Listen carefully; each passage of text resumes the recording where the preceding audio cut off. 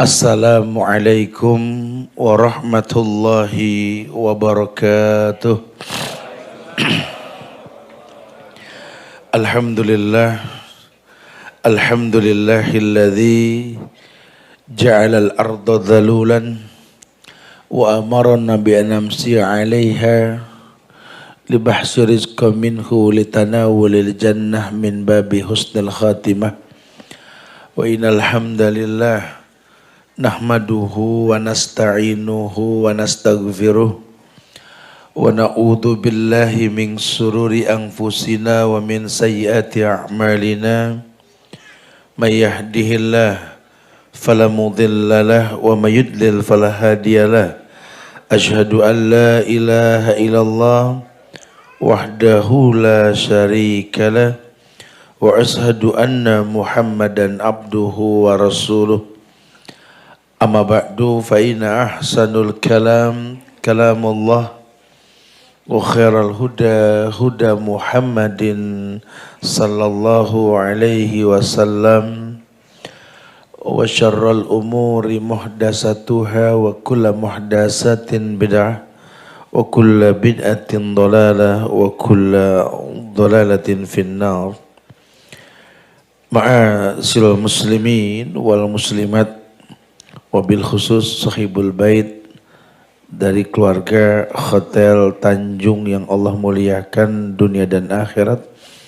Alhamdulillah, kita bersyukur pada Allah di pagi hari yang cerah ini, di kota yang penuh dengan keberkahan ini, yang pernah terpekik kalimat Allahu Akbar dari lisan seorang pahlawan yang mudah-mudahan Allah jadikan sebagai momentum dalam diri kita untuk selalu mengerti dimanapun kaki berpijak di bumi yang Allah ciptakan, kewajiban kita untuk menegakkan la ilaha illallah. Karena jujur tadi di sela-sela saran Om dari Pak Panji ini datang ngobrol sama saya ke belakang, beliau mengatakan bahwa nasihat buat kita-kita yang masih muda ini, kalau orang tua yang sudah punya jam terbang, dia akan memberikan kabar kepada kita bahwa masa muda itu singkat, bukan sesuatu yang lama. Usianya sudah 66, apalagi yang mesti saya persiapkan, Ustaz. Padahal kita nggak bicara usia kalau bicara kematian, karena bayi dalam kandungan pun bisa diwafatkan, betul. Cuma mungkin mulailah kita berpikir bahwa umur ini kan titipan. Orang tua berpikir bagaimana menutup kehidupan ini dengan kebaikan. Karena kita ini cuma ngantri mati.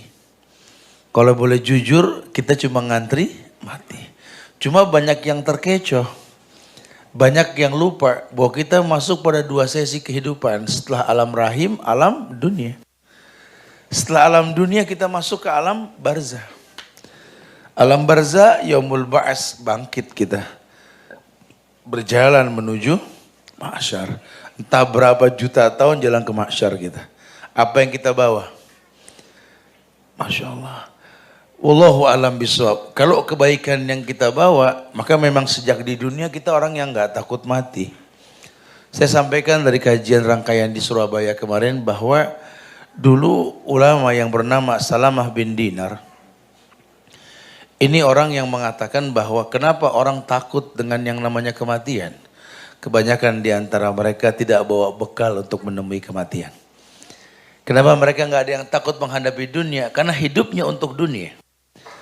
Padahal Allah mengatakan walal akhiratu khairul laka minal ula.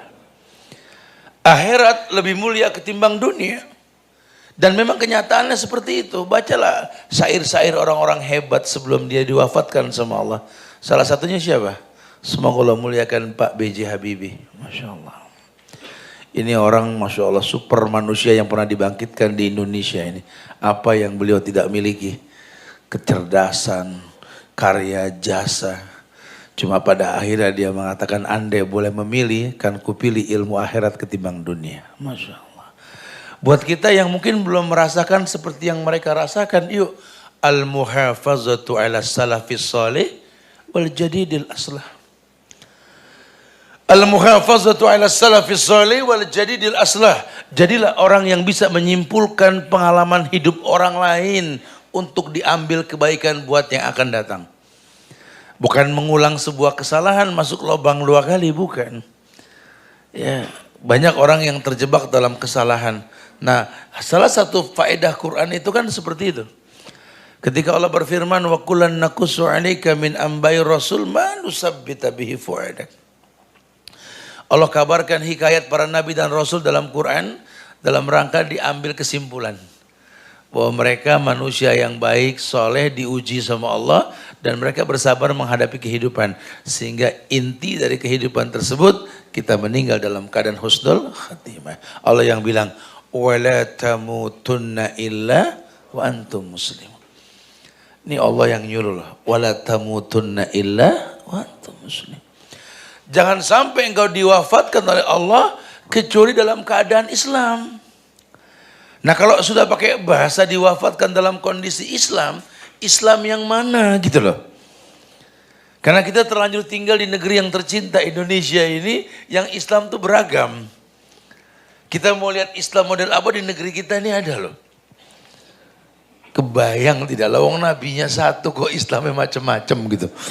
Berarti kan ada something wrong kalau udah begini, ada yang salah ini. Nah, terus kita pasrah dengan kesalahan, ya enggak lah, lubang-lubang kubur enggak bergandeng. Masing-masing lubangnya. Berarti kan tiap orang punya kewajiban mendisiplinkan diri dalam hal agama. Apa bahasa Quran? Ku anfusakum wa ahlikum nar. Kamu enggak terbebani sama orang lain. Ku anfusakum, dirimu. Baru keluargamu. Kenapa? Kullukum ra'in wa kullukum mas'ulun an ra'iyatih. Karena setiap kalian itu pemimpin yang akan ditanya tentang kepemimpinannya. Lelaki memimpin rumah tangganya, istri memimpin rumah tangga suaminya ketika tidak ada. Ya Allah bakal tanya. Kita memimpin diri kita, Allah ciptakan tangan buat menyentuh, Allah ciptakan kaki buat melangkah, lisan untuk berkata, mata untuk melihat, telinga untuk mendengar. Summa la tus'aluna yawma idzin. Allah tanya, kelak Allah akan tanya, summa la tus'aluna yawma idzin anin na'im. Nah, bergulirnya masa, bergantinya waktu ini bukan sesuatu yang lama. Ya, makanya terinspirasi panitia Road to Jannah ini, semoga Allah selalu berikan kekompakan di antara mereka, selalu menjadi pemandu-pemandu kebaikan. Ya, karena Road to Jannah, kita berjalan menuju surga. Tentu kalau ke surga ini perabotannya khusus, karakter orangnya pun khusus, qoribin, hayyin, sahlin. Jangan ngayal jadi Road to Jannah kalau kita nggak punya 3 karakter ini. Ya, qoribin, orang yang gampang akrab, hayyin, lembut, sahlin, mudah. Orientasi hidupnya bermanfaat buat orang lain. Khairun nas anfa'uhum linnas. Ya, mereka memberikan judul di sisa waktu. Sebenarnya kalau bicara waktu memang semua sisa. Jujur ya, saya tuh paling pegel kalau ada orang ulang tahun nyanyi panjang umurnya. Paling pegel saya dari dulu. Dia nyanyi panjang umurnya, panjang umurnya. Saya bilang panjang dari mana, Bray? Ini lubang kubur, Senin, Selasa, Rebo apa nyemplung betul. Panjang dari mana? Umur ini makin pendek bukan makin panjang. Itu syair dirubah, itu salah itu. Ya kalau berdua minta panjang umur jangan tepok-tepok sambil nyanyi dong. Kita minta sama Allah bukan sama Udin Portal, betul? Kalau sama Allah ya minta dengan cara yang khusus. Ud'uni astajib lakum, minta langsung kujawab. Bukan malah begini. Ini orang begini tak ngayal makanya semuanya rusak sudah. Saya sering bilang kalau di Indonesia ini banyak syair-syair yang nggak nyambung gitu loh. Ya salah satunya ini panjang umurnya ini nggak nyambung sudah. Minta panjang umur tepok-tepok di hadapan Allah gitu. Ini umur makin pendek bukan makin panjang. Hari ini makin menipis. Sampai ada pepatah ulama mengatakan lan tarji'al ayyamul lati madat. Tidak akan pernah kembali hari-hari yang telah lampau. Mau diterjemahkan sisa waktu untukmu, atau untuk orang tuamu, atau sahabat di kiri kananmu. Tetap pada akhirnya kamu bermuamalah dengan makhluk yang bernama manusia, semuanya sisa waktu. Orang yang kau benci, tataplah wajahnya. Karena mungkin sebentar lagi bangkai dingin yang kau lihat dari dirinya. Ya. Sekarang dia bisa menangis, bisa tersenyum lihat. Mungkin besok dia pun cuma sosok bangkai yang nggak bisa melakukan apa-apa. Kelak akan terjadi. Berapa banyak surprise dalam kehidupan yang nggak disangka. Baru ketemu tadi pagi, sore sudah meninggal. Baru ketemu sore, malam sudah out. Oh, bukan main-main. Ya, teman, saudara, pasangan, orang tua, anak, teman-teman dalam kehidupan kita. Sekarang kita kumpul alumni saja sudah menghitung sisa jumlah. Dulu kalau ngomong ya Allah kerjaan datang, kemudian kumpul anak berapa, ini berapa, dulu. Sekarang nggak berasa, sudah alumni perak, alumni emas. Ternyata udah bukan muda lagi kita.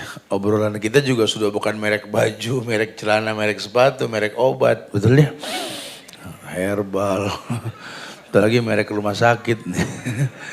Itu memang masa itu ada dan kita pasti merasakan.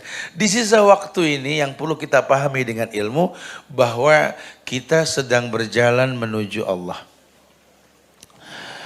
Allah hanya mengatakan wabtaghi fima atakallahu darul akhirah wala tansa nasibaka minad dunya. Wabtaghi fima atakallahu darul akhirah wala tansa nasibaka minad dunya. Iya. Coba kamu harus memahami beberapa hal dalam kehidupan supaya kamu mengerti hidup ini titipan. Hidup ini titipan. Wa matasyaun illa masya Allah. Kamu nggak punya kemampuan kecuali semuanya izin Allah. Kita pengen di sisa waktu ini kita jadi orang yang mengerti bahwa waktu yang dipinjami ini Allah bakal tanya dan dipakai tak mungkin bertambah dan tak mungkin kembali. Lantar jal ayyamul lati madad. Kita disuruh yang pertama memahami takdir ilahi dengan baik. Pahami takdir ilahi dengan baik.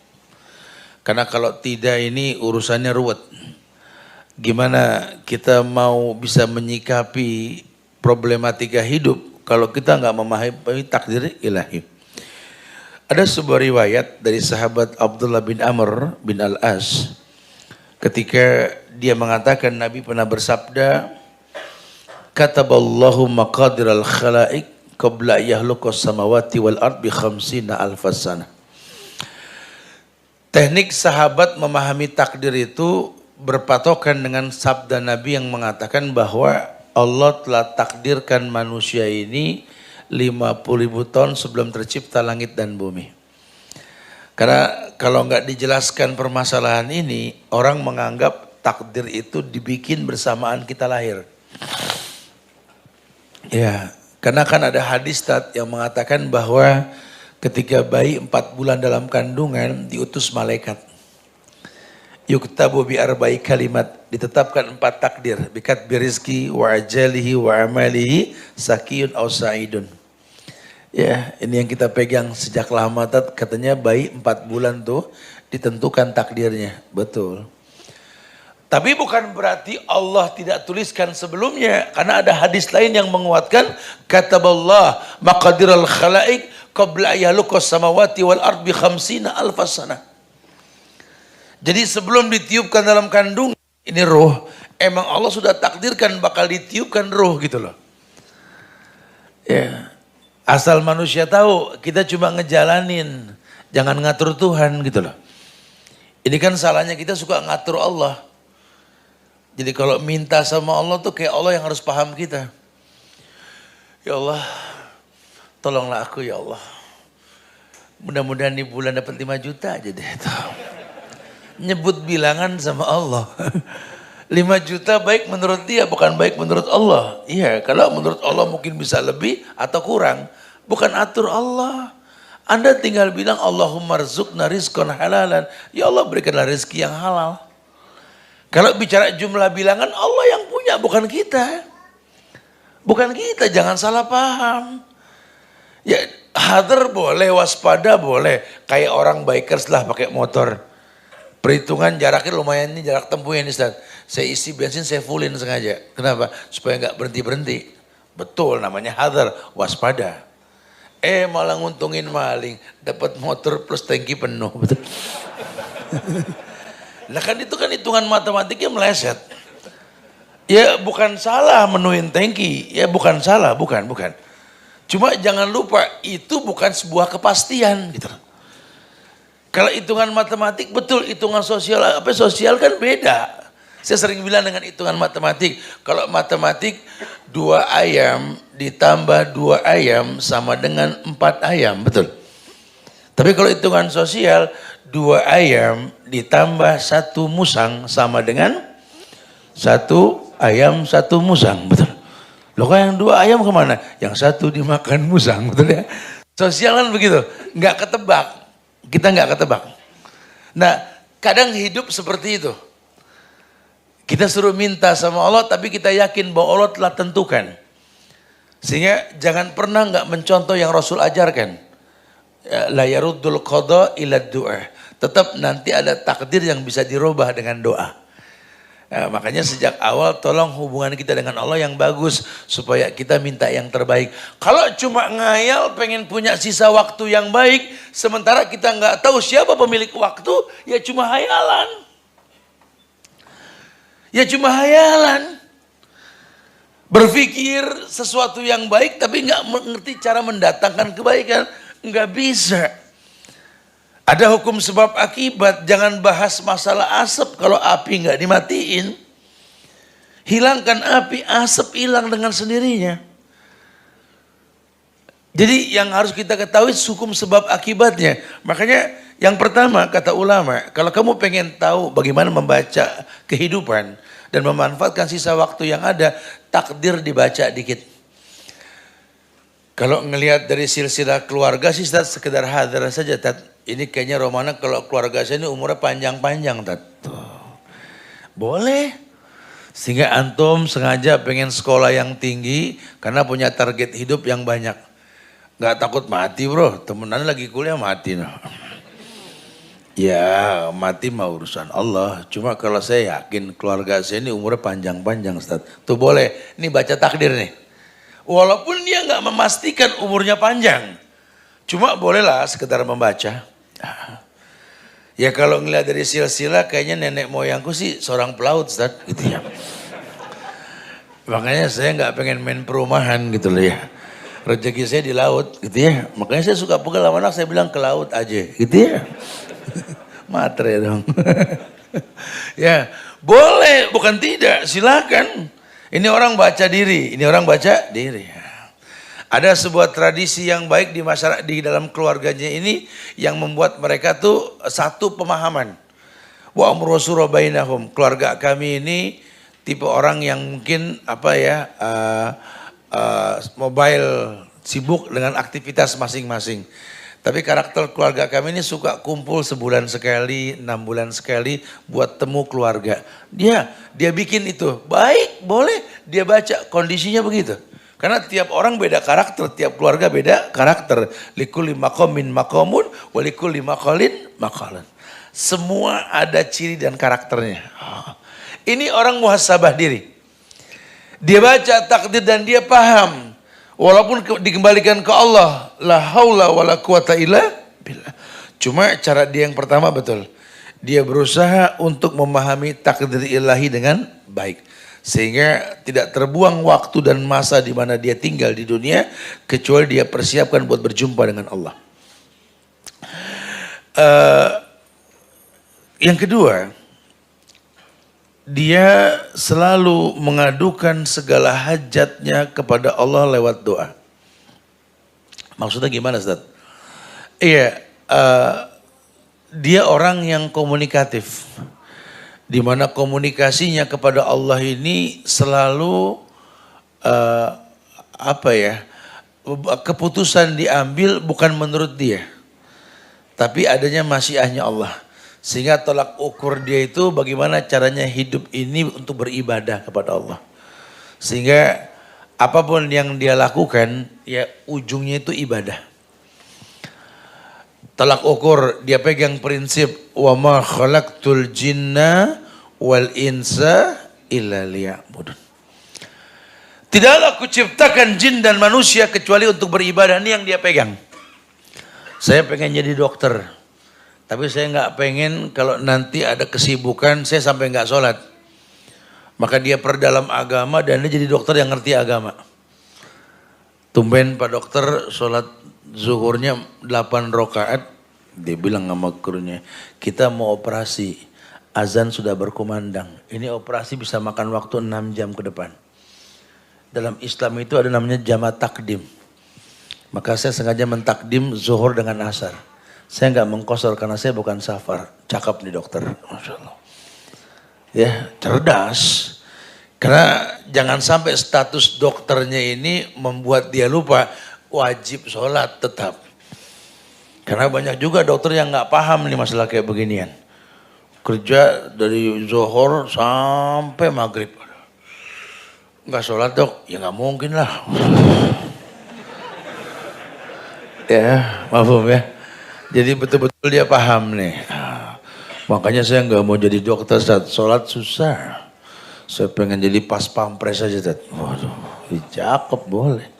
Pas pampres juga kadang-kadang nungguin presiden datang pas menjelang asar, betul? Mana kan presiden di Jakarta, di Surabaya kan macet, betul? Urusan jagain presiden aja bisa maghrib, betul?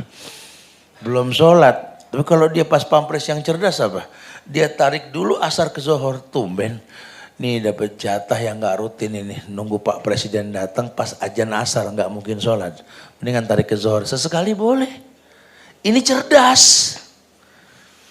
Kalau saya sih pesimis jadi dokter jadi pas pampres dan saya pengen jadi pengantin yang bener kan. Jonesa dengerin ya.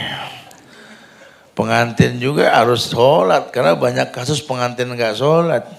Saya lagi bilang nih yang dipajang berdua pada nggak sholat kan pengantin Tat. Oh gitu.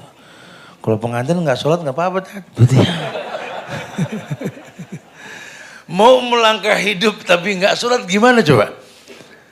Gimana mau mendapatkan sakinah, mawaddah warahmah seperti yang disablon di undangan? Gitu. Kan usaha marah kan di undangan. Mukodimahnya sudah ndak sholat, ya nggak bisa. Nih yang begini bakal takut sama bini. Betul. Coba sih tegas sedikit, ya sebelum terjadi ijab kabul dan kita dipajang, tolong ya, kamu sholat dulu sebelum didandanin. Bilang sama perias pengantin kalau bisa dandaninnya habis sholat zuhur. Kita dipajang sampai maghrib pun gak ada masalah. Oh Masya Allah Kakanda, imam ini. Ya, tegas gitu loh. Ya. Kenapa? Karena ukurannya ibadah. Ini nikah belum udah diatur. Udah deh. Allah juga paham gak usah sholat gampang udah. Oh ya Allah subhanallah. Lan yasluh lirajulin idza amaratu imra'ah. Nggak bakal pernah terselesaikan rumah tangga seorang laki-laki kalau perempuan yang mimpin. Bukan begitu bahasa agama. Cerdas, tolak ukurnya ibadah. Tolak ukurnya ibadah. Kita hidup untuk ibadah. Wa ma khalaqtul jinna wal insa illa liya'budun. Tidaklah aku ciptakan jin dan manusia kecuali untuk beribadah. Iya. Makanya mudah dia mengajukan hajatnya ke Allah. Bahkan dia jadikan muqaddimah setiap aktivitasnya doa dikedepankan. Bangun pagi, zikir pagi. Tutup waktu sore, zikir sore. Mau masuk kamar mandi, baca doa. Keluar kamar mandi, baca doa. Mau tidur berdoa, bangun tidur berdoa. Hidupnya dia panjatkan hajat kepada Allah. Mau nikah berdoa. Mau berhubungan intim berdoa. Istri hamil doa. Anak lahir doa. Membesarkan anak doa. Nikahin anak doa. Hidupnya selalu berdoa. Dia terbiasa hidup dekat dengan ibadah. Orang yang kayak begini paham waktu makin berkurang bukan takut berjumpa dengan Allah. Bahkan dia menghayalkan liqa'a wajhi rabbihil a'la. Berjumpa dengan Allah. Surat Ar-Rahman ayat 29, prinsip yang dia pegang, yas'aluhu man fis samawati wal ard kulla yaumin huwa fisyan. Yang dia tahu, yakni fitrahnya Allah itu akan selalu menjawab doa orang yang berdoa. Maka dia bikin bagaimana caranya tiap hari dia berdoa sama Allah. Yas'aluhu man fis samawati wal ard kulla yaumin huwa fisyan. Fabi ayyi ala'i rabbikuma tukadzib. Atau mungkin dia kemas doa dengan muqaddimah tauhid. Karena perintah dalam Quran itu kan kul huwallahu ahad, baru Allahu samad. Katakan Allah itu ahad, liwahidallah, esakan Allah, baru Allahu samad. Allah tempat bergantung. Dia nggak akan pernah mau minta sama Allah kalau imannya belum bagus.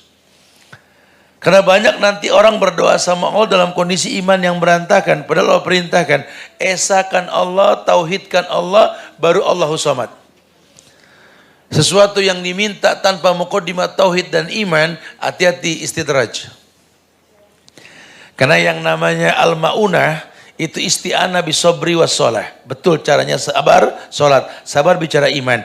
Ini orang berantakan iman, Ustaz. Tapi kalau doa diturutin istidraj. Ya, istidraj. Ini orang sholat kagak, ibadah berantakan, kuliah nuntut ilmu jadi orang pinter, jadi menteri. Lihatin kalau nggak korupsi. Lihatin. Ya. Ini orang belajar jadi mahasiswa, talbis, ikhtilat, tabarruj. Nggak pakai nggak nutup aurat dan maksiat ngambil ilmu. Al ilmu nur wa nurullah la yuhda lil asi. Ilmu cahaya Allah nggak mungkin datang ke orang yang bermaksiat. Lihat. Kelihatannya punya title jadi pejabat. Udah ketangkap KPK, lihat udah. Selalu ada permasalahan dalam hidupnya. Kenapa? Karena talbis. Bercampur dengan yang haram. Sama dengan orang menikah. Udah tahu nikah itu sakral. An-nikahu min sunnati. Faman ragiba an sunnati falaysa minni. Nikah ini sunnahku kata Rasul. Kalau bicara sunnah Nabi, buka dong sirah Nabi tentang masalah nikah. Bukan dibikin ritual yang enggak. Ritual yang berbau mistis, berbau klinik, berbau syirik, berbau maksiat. Kemudian ngayal dapat sakinah mawaddah warahmah yang ngimpi di siang bolong. Innallaha thayyib la yaqbalu illa thayyiban. Allah baik cuma nerima yang baik.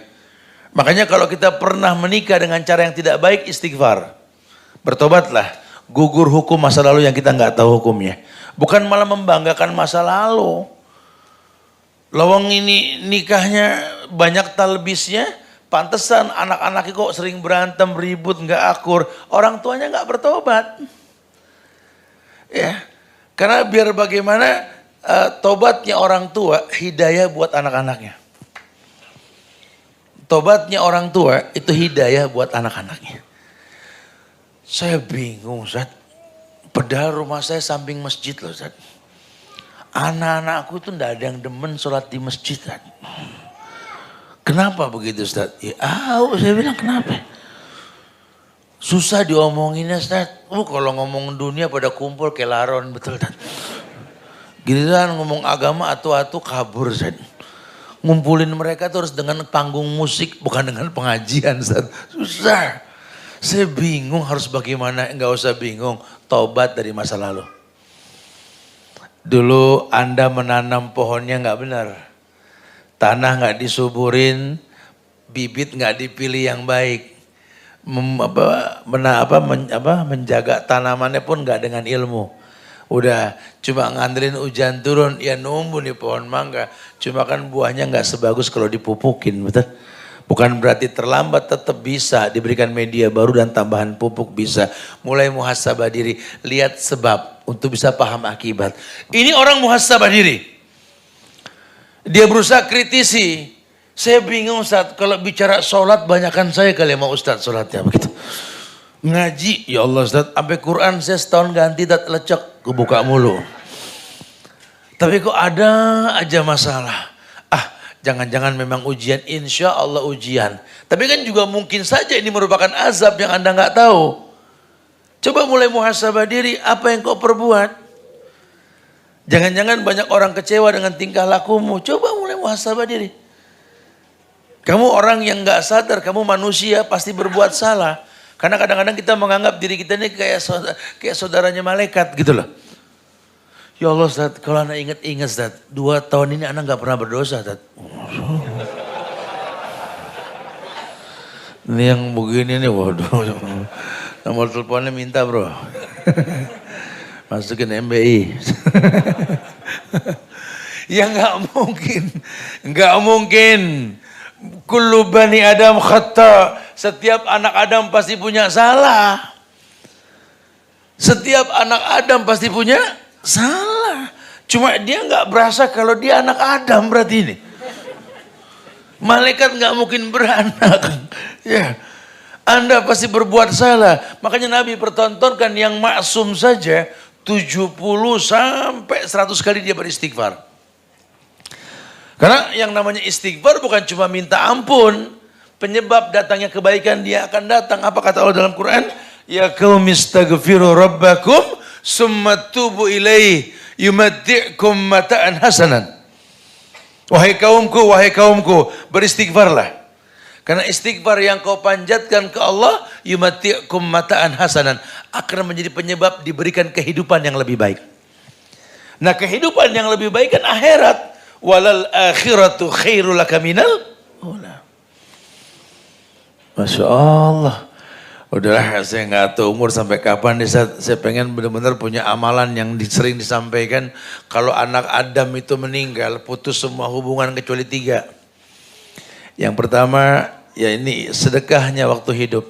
Apa yang kau buat, kau bikin masjid, kau bikin sekolah, kau mudahkan masyarakat, kau buahkan apa, kau tancapkan pipa keluar air besar dipakai oleh seluruh masyarakat dan lain sebagainya. Kamu orang yang punya jariah. Punya jariah selama itu kau miliki, sampai kapanpun pahala ngalir ke lubang kubur kamu. Kamu orang yang betul-betul punya ilmu yang bermanfaat. Kalau punya ilmu alhamdulillah. Ini buku di hadapan kita, ini buku-buku Ibnu Qayyim, buku abad ke-15.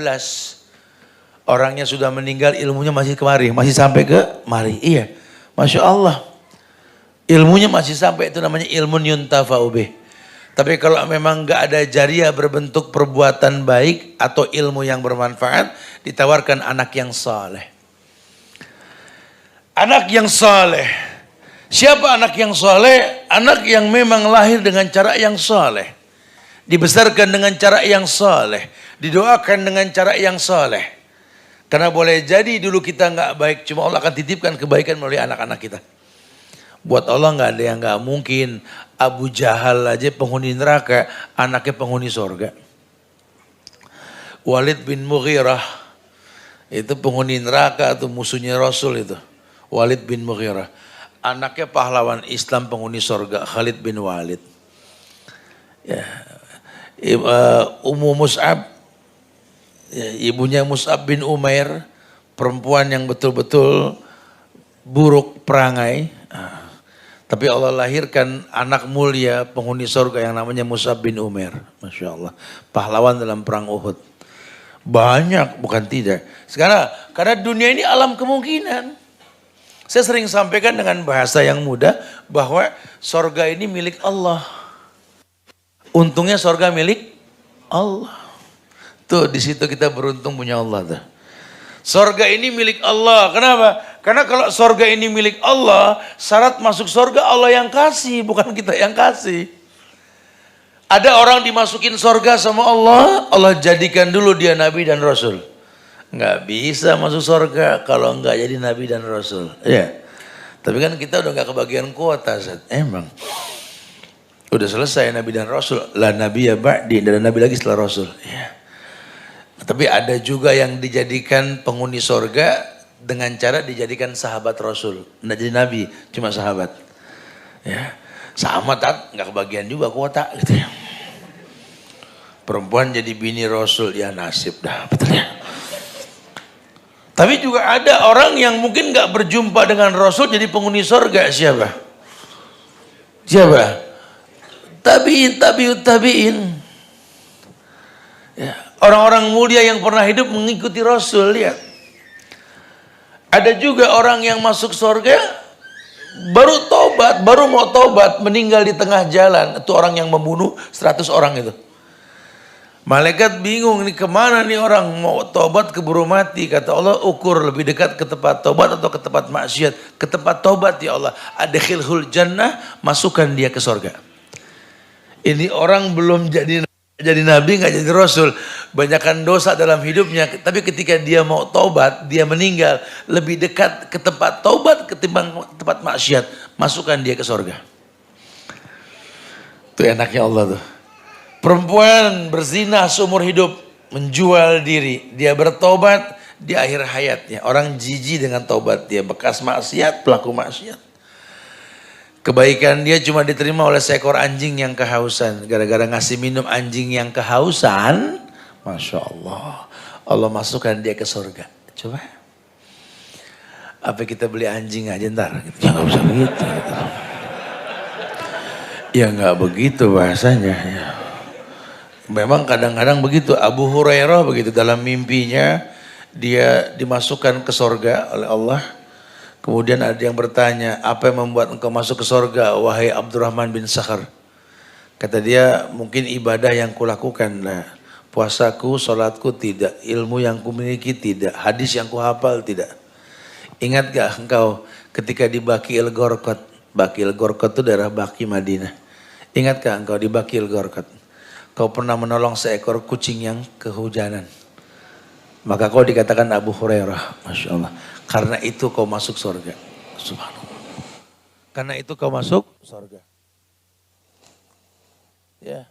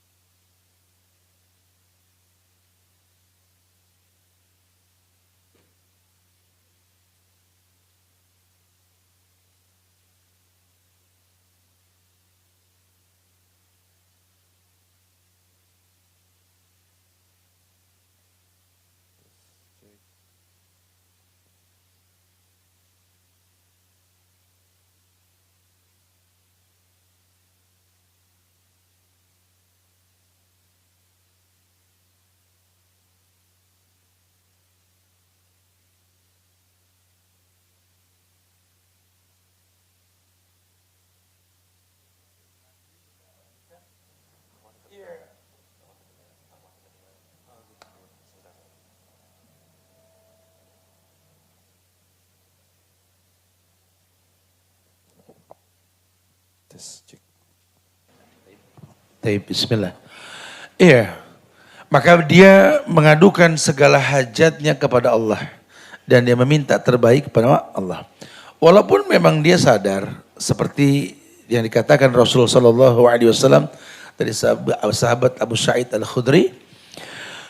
Ma min muslimin yad'u bida'watin laisa fiha ismun wala qati'atur rahim illa a'tahu Allahu biha ihdat salas.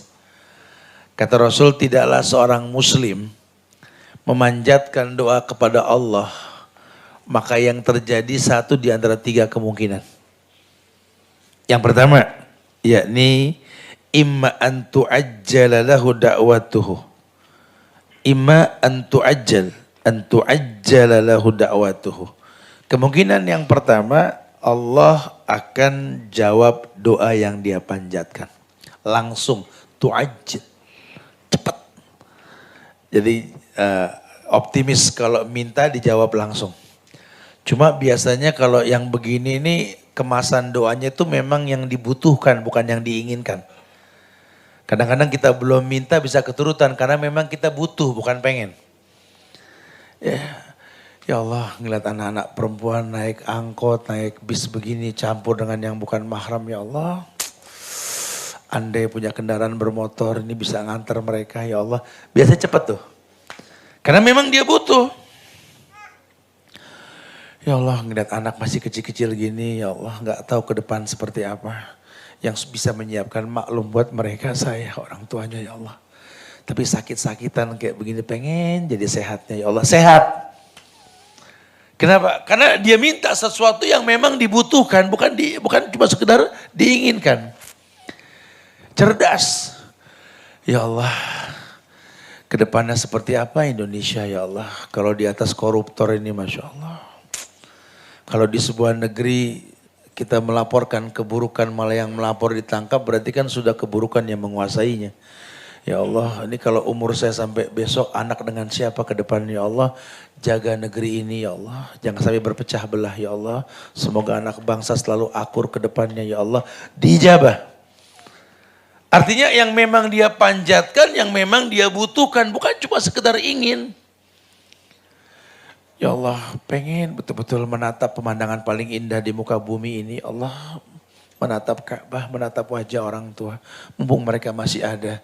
Izinkan hamba ya Allah menuntun tangan mereka untuk mengitari Ka'bah ya Allah. Keturutan yang begini.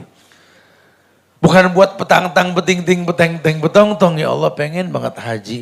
Terus nyablon nama, di kartu nama pakai hak titik. Jangan begitu. Betul. Ngerepotin Kang Grapir Batu Nisan, betul ya? Bukan. Dia minta yang dibutuhkan, betul. Imma antu ajil dakwatuh. Yang begini Allah bakal jawab cepat. Yang kedua, wa imma ayyadakhiraha lahu fil akhirah. Atau kadang-kadang doa yang dipanjatkan Allah jawabnya nanti di akhirat. Kenapa? Karena stok amalnya dikit. Kalau mati gak ada yang dia banggakan di padang mahsyar. Allah tunda. Allah tunda yang akan datang. Atau wa imma ayyasrifa anhu minassu mislaha. Atau Allah jadikan yang dia panjatkan itu diganti dengan tolak bala dari keburukan. Makanya dia gak bosan berdoa. Dia baca zikir pagi petang. Gak pernah dia tinggalkan itu. Allahumma inni as'aluka al-afwa wal afiyata fid dunya wal akhirah. Allahumma inni as'aluka al-afwa wal afiyata fid dini wa dunyaya wa mali wa ahli. Allahumma astur aurati wa amin ra'ati. Oh dan seterusnya. Dia selalu minta sama Allah karena dunia ini alam kemungkinan. Gak ada yang gak mungkin. Tidak ada yang tidak mungkin. Tidak ada yang tidak mungkin. Semuanya mungkin. Dunia ini alam kemungkinan. Makanya kalau sudah pakai bahasa alam kemungkinan, dia serahkan semua sama Allah. Lisannya bahasa mengatakan, la haula wa la quwata illa billah. Masya Allah. Baru kemudian di sisa waktu dia mulai berpikir bagaimana hidup ini qanaah. Hidup ini harus qanaah. Qanaah itu artinya merasa cukup. Karena kita uang banyak, harta berlimpah ruah, lambung kita mirip, betul. Bisa kita beli semuanya, bisa lah uang punya uang. Bisa kita makan, bisa lah uang punya mulut. Cuma kan lambung kita ukurannya sama. Maka saya suka bilang sama teman-teman kalau habis makan gitu tuh, ya selesai sepiring cuma segini dunia gitu loh. Yang gara-gara ini ribut antar keluarga, adik kakak nggak tegor-tegoran, lihat. Saudara belaga nggak kenal, yang kaya belaga budak bawa mobil ditegor nggak nengok, betul ya? Astagfirullahaladzim, titipan kok dipunyain gitu loh. Ya, kita nggak muhasabah diri, orang kaya pernah hidup namanya Korun. Orang kaya pernah hidup namanya Sulaiman, mati. Kita mah gak ada seujung kukunya Korun. Korun hartanya berlimpah ruah. Meninggal sebelum Masehi itu. Zaman Musa. di Mesir. Hartanya sampai Sidoarjo. Harta korun itu. Saking kayanya si korun itu. Ya mati korun. Sulaiman kurang kaya apa Sulaiman? Ya, sampai ada daerah namanya Sleman, betul? Saya baru tahu tuh kata Sleman tuh ngambil dari Sulaiman. Saking suburnya tuh Sleman katanya.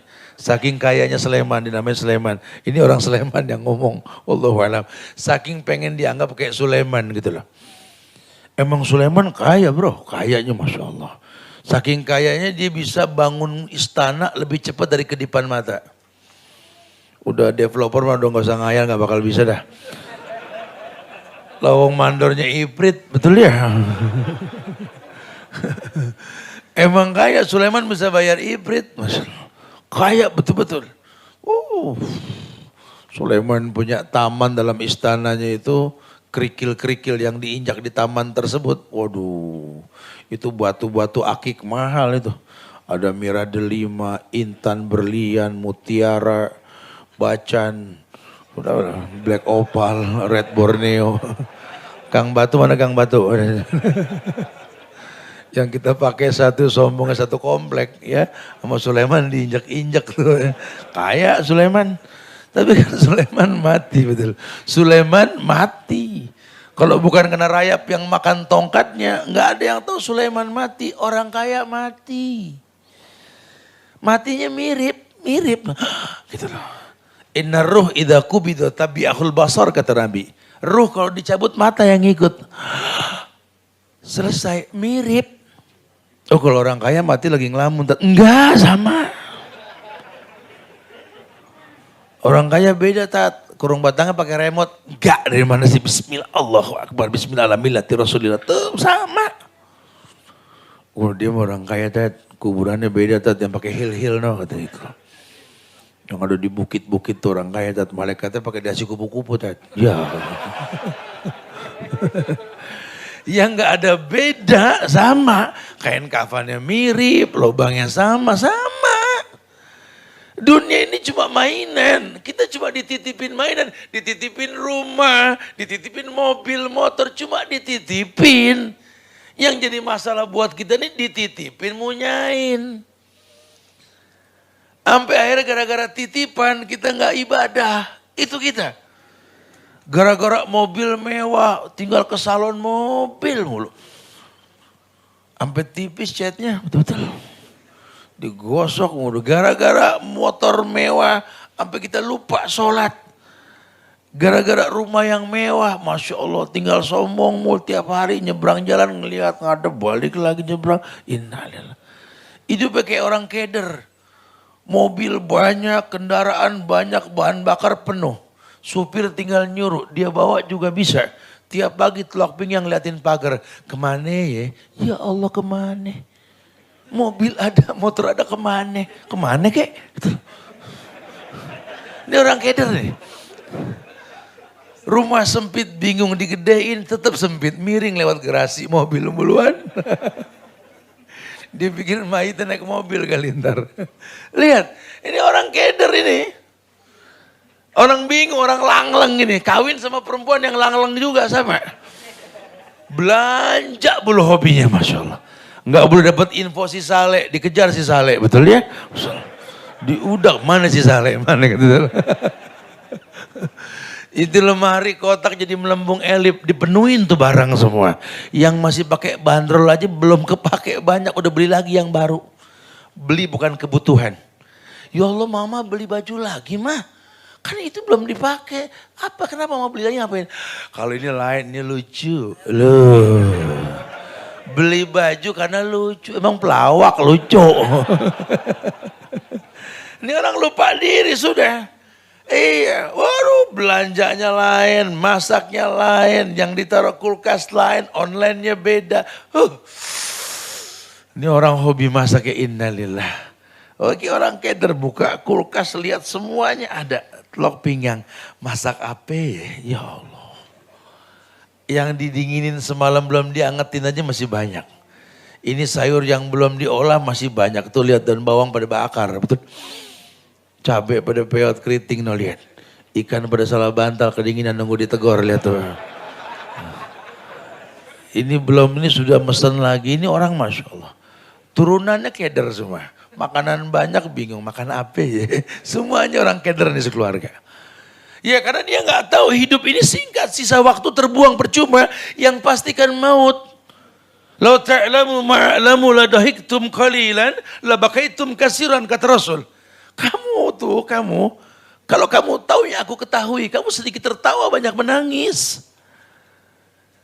Malaikat maut mendatangi hidupmu 11 kali dalam satu hari. Nyaris per 2 jam malaikat maut nengokin kita. Dan kalau sudah mati apa yang kita bawa?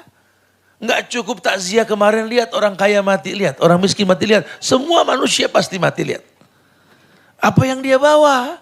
Dikasih bocoran 3 nggak dipersiapkan. Mana sedekah kamu waktu hidup? Mana ilmu yang bermanfaat? Mana doa anak yang soleh? Kamu nggak persiapkan yang 3. Sedekahmu tidak ada, ilmumu kosong, anakmu entah di mana. Kamu cuma bangkai dingin yang siap diazab. La haula wala quwata. Padahal andai kamu memanfaatkan yang Allah titipkan sama kamu, asik, cerdas. Saya punya tanah yang strategis di pojokan negeri, di sebuah kota yang mewah dan sebagainya. Saya pengen bikin masjid di situ. Ini yang bakal masuk ke lubang kubur saya, cerdas. Umar Abu Bakar itu orang kaya, sahabat Nabi yang kaya, bukan cuma Utsman, Abu Bakar salah satunya itu, orang kaya itu. Sedekahnya nggak tanggung-tanggung Abu Bakar itu. Tapi ketika dia meninggal sudah nggak ada sedikit pun harta yang dia punya. Kenapa? Telah aku selesaikan amanat Allah.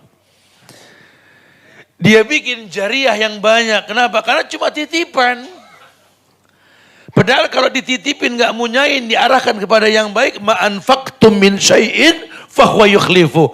Apapun yang kalian infakkan, Allah yang bakal ganti. Unfik alik. Infakkan yang kamu punya, Allah infakkan kamu. Bahkan dalam infak, dalam sedekah, dalam sesuatu yang baik yang kita buat, Masya Allah. As-sadaqatu tudi'ul bala. Sedekah itu tolak bala. Sedekah itu menyehatkan badan kita.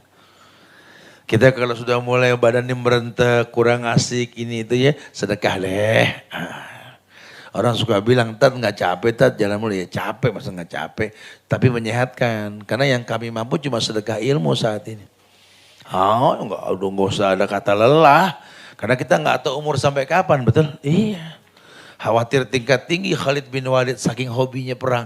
Dia nggak mau meninggal di atas kasur. Cuma qadar Allah. Kita nggak punya kemampuan kecuali izin Allah. Dia pahami sisa hidupnya. Umar ibn al-Khattab sama. Dia tinggalkan semua pakaian kemewahan. Dialah orang yang menangis terseduh-seduh ketika Nabawi, Masjid Nabawi tertutup harta rampasan Parsi. Dia yang menangis pertama kali. Dia katakan adalah awal sebuah kehancuran. Makin dia talak dunia, makin dunia datang menunduk sama dia. Sehingga Allah titipkan 3/4 dunia di tangan Umar, betul? Makin Umar talak dunia, dunia datang. Emang dunia begitu. Kita kejar dia lari, kita diam, dia diam. Tapi kalau kita cuekin, dia bakal nyamperin kita, setan. Ad-dunya mal'unah wa mal'unun ma fiha illa ma kana lillah alim au muta'alim. Begitu kata Nabi. Hei, ini Nabi yang ngomong. Ad-dunya mal'unah. Dunia itu terlaknat. Kamu kejar yang terlaknat. Terlaknat semua yang di dalamnya, kata Rasul. Kecuali apa? Orang yang berilmu, orang yang menuntut ilmu. Maka semua yang mukaddimahnya ilmu tidak terlaknat. Nah kalau tidak terlaknat, Anda kuliah, sekolah tinggi, terlaknat kalau nggak landasan ilmu Allah. Kenapa? Banyak anak sudah pinter, cerdas, orang tuanya nggak ditengokin. Banyak nggak? Banyak. Entah di mana mereka, kata Pak Habibie. Entah di mana mereka. Ya, kalau dulu orang tua itu anak sakit depan mata. Sehat sama orang tua, sakit sama orang tua, sembuhnya pun sama orang tua. Lihat anak sekarang. Satu ibu bisa megang 5 sampai sekian anak di tangannya sendiri. Tapi 5 anak, sekian anak nggak bisa nengokin ibunya ketika sakit. Lihat. Satu ayah bisa menjamin semua anaknya. Tidak usah khawatir, nah, jangan lelah urusan ayah untuk nafkah kalian. Satu ayah bisa mencukupi satu keluarga sekian jumlah anaknya. Sekian banyak anak lupa ayahnya belum dikasih sama sekali. Banyak. Sehingga keberkahan kita nggak sama orang dulu. Orang dulu mungkin ilmunya nggak sebanyak kita dalam teori tentunya. Tapi prakteknya kita nggak bisa mengalahkan mereka. Gak pernah pamrih. Sama sekali.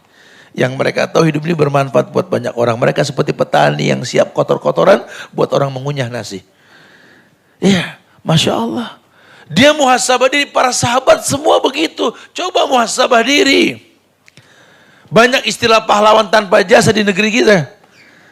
Ya, mereka tahu mereka nggak bisa bikin Indonesia merdeka, kata Pak Sudirman begitu. Pejuang-pejuang dulu berkata, kami tidak bisa bikin Indonesia merdeka. Cuma kami berikan yang terbaik buat negeri ini. Sehingga satu waktu kalian berkata, akan pernah ada saya di sini. Itu baik. Sama rumah tangga, keluarga juga sama. Nah, ayah bicara, mama bicara. Orang tuamu tidak bisa membuat kalian jadi orang hebat, sukses, tidak. Cuma kami berusaha kamu untuk jadi orang hebat dan sukses. Satu waktu ketika kami sudah enggak ada, nanti kamu akan berkata, pernah ada mama dan papa dalam hidupmu. Masya Allah. Harus. Caranya bagaimana? Buat ikatan, buat persahabatan dengan mereka. Wasahibhuma fid dunya ma'rufa. Jadikan mereka sahabat yang transparan. Bikin hari akhir hidupnya itu baik. Bikin hari akhir hidupnya itu kemuliaan. Yang mendatangkan jutaan kebaikan. Kenapa? Karena kebaikan yang dilakukan, yang didapatkan tentunya akan berbias pada kehidupannya. Dia punya sifat qanaah. Merasa cukup. Apa kata Rasul? Laisal ghina an kasratil ard, walakinal ghina ghinaun nafs. Karena tolak ukur kaya itu bukan kaya harta, walakinal ghina ghinaun nafs. Kaya jiwa. Ya, kaya sih enggak. Cuma kalau bangun pagi itu seger aja. Kenapa? Enggak punya utang. Gitu loh. Iya, kelihatannya kaya, bangun pagi kuyul di pojokan. Ini kelihatannya kaya, kok lemes amat pagi. Ya utang, hidupnya utang. Hidupnya utang. Dari utang ke utang, gak ada selesainya. Kematian makin mendekat. Wa yadubillah wa na'udzubillah. Dulu Nabi pernah bilang sama sahabat yang namanya Abu Zar. Kata Rasul gini. Ya Abu Zar, at-tara kasratal malih wal ghina. Hei Abu Zar, menurut kamu yang namanya kasratal malih wal ghina, banyak harta itu adalah kaya? Qultu kama qala Abu Zar, na'am, betul. Qala wa tara qillatal malih wal faqr. Begitu pula sebaliknya, kalau kamu ngelihat orang sedikit harta itu miskin. Kata Abu Zar, na'am. Nabi bilang, ya Abu Zar, ya Abu Zar. Innamal ghina ghina'ul qalbi wal faqru faqrul qalbi. Pegang nih Abu Zar, kata Rasul. Kaya itu kaya hati, miskin itu miskin hati. Yang mesti dijaga tuh hati. Hati tergantung yang dilihat, yang didengar. Kalau hidupmu melihat yang baik, mendengar yang baik, hatimu baik. Nanti corong mulut ini hati akan keluar yang baik. Kamu orang baik, ukurannya hati. Maka kalau pengen punya anak-anak yang kaya, jaga mata, jaga telinganya. Bagaimana caranya? Orang tua mencontohkan yang baik. Jangan cuma berteori dan harapan di depan mereka. Pertontonkan. Pertontonkan di usia kita yang bukan lagi muda. Ini tetap berbuat baik. Harus sampai mereka lihat, oh iya, oh iya. Karena anak lebih suka visualisasi bukan ucapan yang didengar. Pertontonkan sama mereka. Pertontonkan sama mereka. Makanya bantu doa. Kami juga di Bogor sana sedang membuat pesantren orang-orang tua. Ya, tujuannya apa? Biar anak muda lihat yang tua ini masih senang belajar. Kalian yang muda pada kemana? Menuin mall, menuin pasar. Sementara yang bakal kamu bawa itu agama, bukan dunia. Bukan berarti kau tinggalkan dunia, tidak. Allah perintahkan, wabtaghi fima atakallahu darul akhirah wala tansa nasibaka minad dunya. Wabtaghi fima atakallahu darul akhirah wala tansa nasibaka minad dunya. Perintahnya begitu. Pakai yang Allah titipkan sama kamu, pakai untuk urusan akhirat. Tapi jangan lupain dunia. Makan yang banyak buat sholat. Karena makan untuk hidup, bukan hidup untuk makan. Makan. Jangan takut mati. Berani hidup, tak takut mati. Berani. Dia punya prinsip bahwa hidup yang singkat ini menggapai kemuliaan. Apa kata Allah? Wa tazawwadu fa inna khairaz zadi taqwa. Berbekallah kalian, karena sebaik-baik bekal adalah takwa kepada Allah, subhanallah ya. Mudah-mudahan nih sisa waktu kita nih kita bisa manfaatkan semaksimal mungkin. Dan kita bisa menjadi orang yang tahu bahwa umur ini makin berkurang bukan makin tambah. Cuma 3 kemungkinan yang kita bawa nanti. Yang pertama jariah, sedekah yang kita buat dalam hidup yang berkepanjangan. Buatlah sesuatu yang panjang. Atau ilmu yang bermanfaat, berikan orang ilmu. Atau sekolahkan orang sampai dia berilmu. Pahala dia, pahala kita. Atau yang terpenting kita punya anak yang soleh. Ini yang paling penting ya Allah. Rabbi habli minas soleh. Tapi anak yang soleh enggak mungkin datang dengan cara yang tidak soleh. Kita yang harus paham kesolehan datang dengan cara yang baik insya Allah ya. Biar panjang bahasan sampai ke inti tujuan kita berdialog yuk. Silakan yang mau ditanyakan. Fadhillah.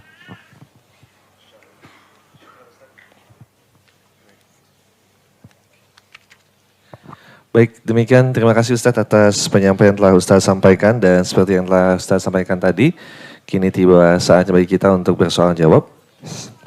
Baik Ustadz, kami berikan kesempatan pertanyaan langsung juga, tapi kita akan dahulukan pertanyaan tertulis terlebih dahulu.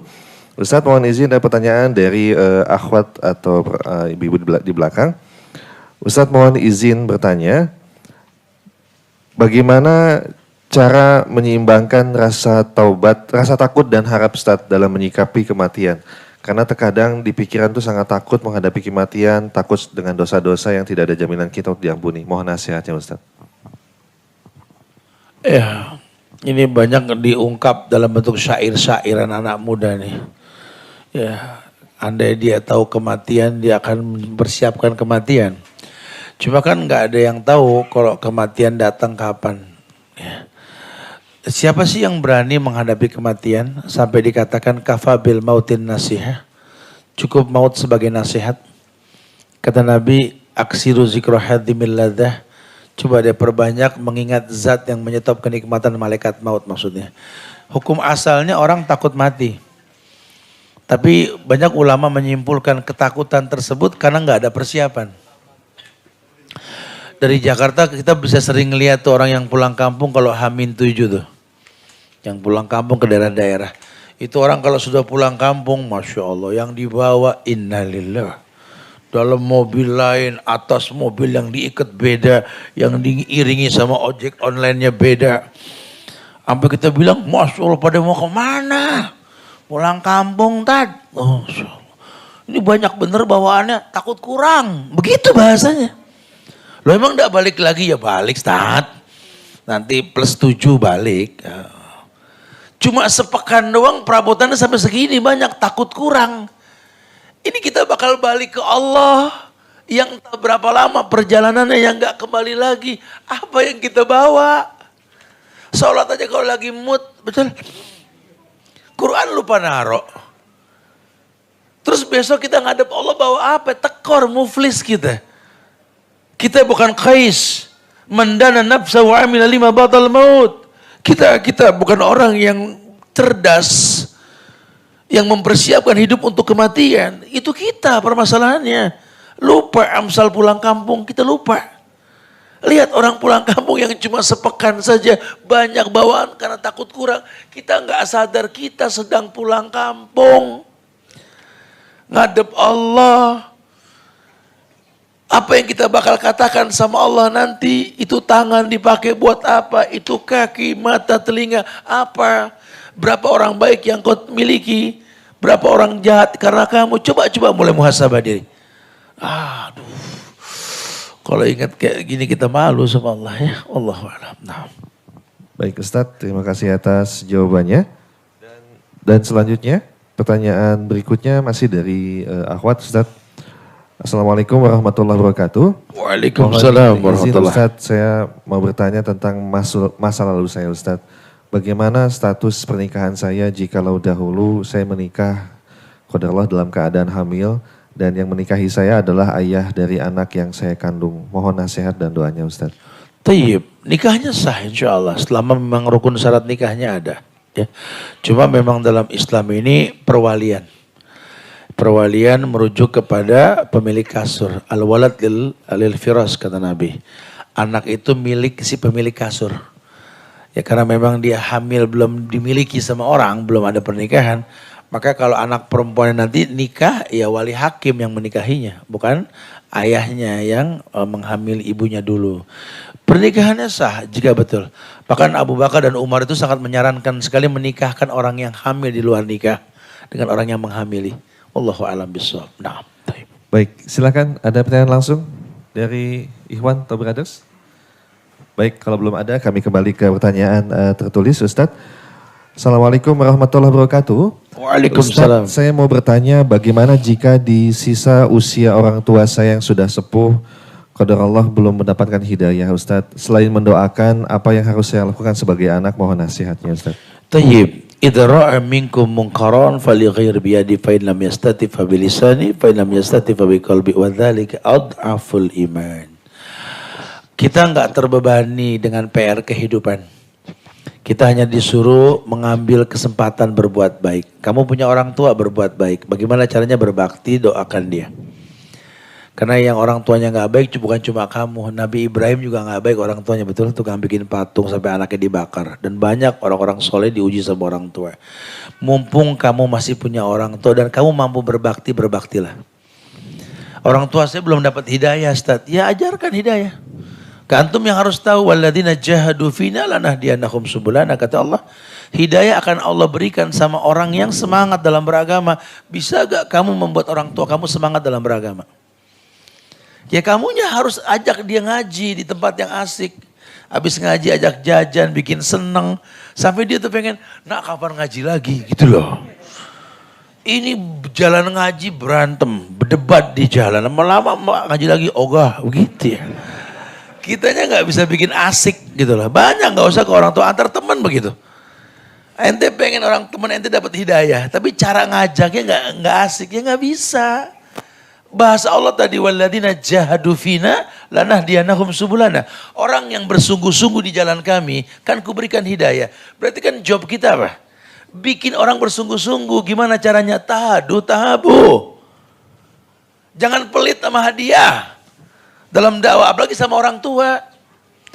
Pulang ngaji ajak jalan. Maka saya contohkan dari kemarin sama teman-teman Al-Azifi, kita jalan dari Jakarta, Sulawesi, Semarang sampai sekarang kemarin ya. Iya, siapa yang datang sama orang tua? Ya, nggak ada uang buat jajan, kasih ongkos, ajak jajan orang tuanya. Biar seneng gitu loh. Jangan dibilang, oh gila Ustadz banyak duit. Enggak, salah. Kalau kita yang nggak ada hubungan saja menyarankan seperti itu, apalagi kamu sama orang tua, jangan bakhil. Pegang tangan mama kita, mama, jalan yuk. Mau kemana? Kita makan yang enak. Bikin dia senang. Udah terlalu lama kita sering bikin luka hati orang tua kita. Dandan rapi, keren, ngaca orang tua. Mau kemana nak? Mau ketemu teman, kok ya rapi bener ya? Ini orang hebat pak, mah. Kalau nemuinnya gak rapi ya malu. Seoles di dada orang tua, ya Allah nak. Pernah gak kamu rapi begini nemuin orang tua nak? Coba sekali-kali. Pakai yang rapi, yang bagus. Mau kemana nak? Mau nemuin mama sama papa. Ayo, gandeng dia. Pernah gak kepikir seperti itu? Pernah gak ngayal sekali-kali, ya Allah, pengen menggandeng dua tangan keriput milik orang tua ini muterin Ka'bah. Ngayal aja deh, ngayal deh. Ini ngayal aja kita gak terbesit di benak kita. Pengen masuk surga bersama mereka, kan mimpi di siang bolong, coba. Ketemu orang, ahlan, cipiki, Masya Allah. Pernah gak cium pipi keriput mama kita? Pernah gak? Cium kening keriput orang tua kita, ayah. Pernah gak coba? Ini kita salah meletakkan kata. Senyum sama semua orang, gak pernah senyum sama orang tua. Coba.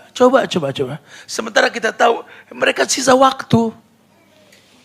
Mana kita tahu sepulang pengajian cuma bangkai dingin yang kita temui nanti. Kita gak tahu. Udah berapa lama kita gak cium tangan mereka yang keriput. Coba mulai muhasabah diri kita. Masya Allah, wallahu a'lam. Masya Allah. Baik Ustadz, pertanyaan berikutnya masih terkait orang tua Ustadz. Ustadz mohon izin bertanya, jikalau orang tua anak tidak sholat Ustadz, walaupun sudah dinasihati tetapi selalu bilang tidak bisa memang karena dikarenakan sudah sakit-sakitan dan sudah merasa waktu buang air besar atau buang air kecil tidak terasa sehingga dia selalu merasa dirinya najis sehingga tidak sholat Ustaz. Mohon nasihatnya apa yang harus saya lakukan sebagai anak. Fattakullaha mastata'tum, bertakwalah semampunya. Istilah fungsi kita punya anak yang soleh. Anta wa maluka li abika. Kau dan harta yang kau miliki milik orang tuamu. Sehingga setiap amal soleh anak itu akan menjadi amal soleh buat orang tuanya. Makanya orang tua kalau sudah sakit dan gak memungkinkan buat maksimal dalam beribadah, hukum dikembalikan ke Allah. Ya, jadi pelajaran buat kita yang muda, bahwa kita juga bakal kayak begitu, betul? Makanya ya sudah, ajarkan kemampuan mereka untuk bisa memaksimalkan. Sehingga Allah melihat kemampuan tersebut dari kemaksimalan kita. Sisanya kita minta doa mereka tetap jadi anak yang soleh. Karena anak yang soleh lah yang bisa memuliakan orang tua di hari tuanya. Wallahu a'lam. Nah. Baik, terima kasih Ustadz. Taib. Ada pertanyaan langsung? Baik, Fadol silakan. Langsung ke inti pertanyaan. Dengan siapa dari mana? Assalamualaikum warahmatullahi wabarakatuh, Ustaz. Waalaikumsalam Ustaz, warahmatullahi. afwan, ana ingin bertanya. Ada ayat Allah SWT di Al-Quran mengatakan, "Nggak aku ciptakan kalian di dunia ini untuk main-main," kata Allah. "Pasti aku akan mintakan pertanggungjawaban atas apa yang kalian lakukan." Iya. Pertanyaan ana, Ustaz, apabila kita minta ampun kepada Allah, apakah pasti masih dimintakan pertanggungjawaban atas semua yang kita lakukan itu? Apakah sudah Allah ampunkan? Taib. Satu, Ustaz. Yang kedua, terkait tentang orang tua kita, kalau kita sudah minta ampun kepada orang tua kita, salah, kita minta maaf, apakah Allah sudah ampunkan, Ustaz? Jazakallahu khair. Assalamualaikum warahmatullahi wabarakatuh. Taib. Nah. Iya, ketika kita minta ampun kepada Allah, Allah tetap akan bertanya apa yang kita lakukan. Ya kita akan jawab tentang kita memohon ampun kepada Allah tentunya. Sehingga pertanyaan itu pasti ada. Karena yang namanya pertanyaan hak, baik kubur maupun akhirat nantinya. Bahkan ada seorang sahabat nanya ke Nabi, bagaimana dengan dosa yang kita pernah lakukan dan kita bertobat? Kata Rasul, tak terhilang catatan, cuma diganti dengan kebaikan. Ya, makanya mulailah kita berilmu sebelum beramal. Karena apapun yang kita perbuat tertulis sudah dalam catatan. Tapi kalau kita bertobat tidak hilang, cuma diganti dengan kebaikan. Nah, adapun dengan orang tua juga sama. Ya, inilah keuntungannya kita masih punya orang tua. Tidak ada yang susah dalam hidup ini kalau kita dapat ridho orang tua. Tidak ada. Ya, nanti kita bahas tentang orang tua setelah ini. Uwais Al-Qarni itu orang yang gak terkenal di dunia, terkenal di langit. Kenapa? Karena kalau Uwais mengangkat tangan ke langit, langit itu bergetar. Dia bukan sahabat Nabi, karena gak bertemu sama Rasul, walaupun hidup di zaman Rasul. Dia orang yang gak kaya. Dia cuma orang yang belang badannya, punya penyakit sopak. Seorang pemuda dari negeri Yaman. Cuma dia meletakkan orang tua di atas kepalanya. Dia letakkan orang tua di atas kepalanya.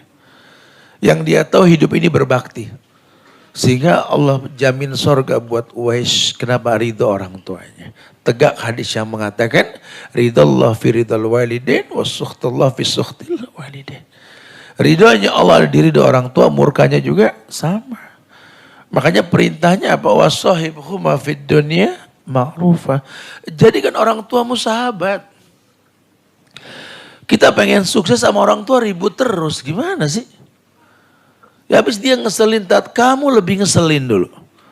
Ibumu sedang makan, kamu buang air besar, sudah nggak ada adab kamu. Ibumu sedang bicara, ayahmu sedang ngobrol sama temannya, kamu menangis mengganggu saja. Kamu lebih gak punya adab. Di mana posisi kamu, dia sedang nyenyak tidur, kamu bangun nangis, minta dibersihkan pup kamu. Pernah gak kamu melihat ibu kamu menangkap muntah kamu? Takut mubazir, dia makan muntah kamu. Ada ibu-ibu yang seperti itu. Karena gak mau membuang nasi kunyahan anaknya. Pernah gak kita begitu nanti? Coba mulai berpikir. Jadi demi Allah, sudah. Ya, gapai ridho orang tua. Allah muliakan kita insya Allah. Ya, wallahu a'lam. Amin, dan mohon izin Ustadz, pertanyaan terakhir pada kajian pagi ini. Ustadz, mohon maaf melenceng dari tema, tapi sesuai dengan tadi Ustadz sampaikan. Ustadz, orang tua saya masih non-muslim Ustadz. Nah, setiap selesai habis sholat, saya mendoakan beliau. Apakah doa saya bisa diterima oleh Allah? Kalau tidak bisa, doa seperti apa yang bisa diterima Ustadz? Mohon orang tua masih ada? Orang tuanya masih ada Ustaz. Taib. Nah. Iya, wa in jahadaka ala an tusyrika bi ma laisa laka bihi ilmun fala tuti'huma. Quran yang bilang. Sejahat apa sih orang tua kamu? Kata Quran, orang tuamu ngajak kamu berbuat kufur. Murtad, jangan patuh. Tapi jadikan dia sahabat. Sahibuhuma fid dunya ma'rufah. Kalau masih hidup masih mungkin semuanya. Masih mungkin. Makanya kita nih sama orang tua nih satu badan gitu loh. Sedarah. Masa gak bisa kita akrab? Rugi. Wallah rugi. Rugi kata Rasul. Orang yang masih punya orang tua gak mendapatkan ampunan. Rugi. Temui orang tua kita, sudahlah minta maaf sama dia. Wallahu a'lam. Semoga Allah memudahkan kita semua. Baik Ustadz, demikian kajian kita pada pagi ini. Dan mohon izin Ustadz, barangkali sebelum ditutup ada sedikit simpulan dari Ustadz tentang materi kita di sisa waktumu. Tapi jamaah yang Allah muliakan, ya kesimpulan yang kita bahas pada perjumpaan kali ini mudah-mudahan makin membuat kita sadar bahwa umur ini makin berkurang bukan makin tambah. Lubang kubur makin dekat. Bolehlah kita khawatir kalau besok berjumpa dengan Allah apa yang kita bawa. Ya. Sementara kullu nafsin dha'iqatul maut. Bahwa setiap yang hidup ini kepastian adalah kematian. Wa'bud rabbaka hatta ya'tiyakal yakin, sembah Rabb yang menciptakan kamu sampai datang al-maut. Yakin hidup pasti mati. Persiapkan untuk kematian tersebut. Mudah-mudahan sisa waktu yang kita miliki ini membuat kita lebih berhati-hati untuk memanfaatkannya. Karena banyak orang yang terjebak dalam kesalahan dalam hidup ini karena nggak bisa menyimpulkan yang lampau. Jadilah orang yang pandai menyimpulkan masa lalu buat kebaikan yang akan datang. Wallahu a'lam bishawab.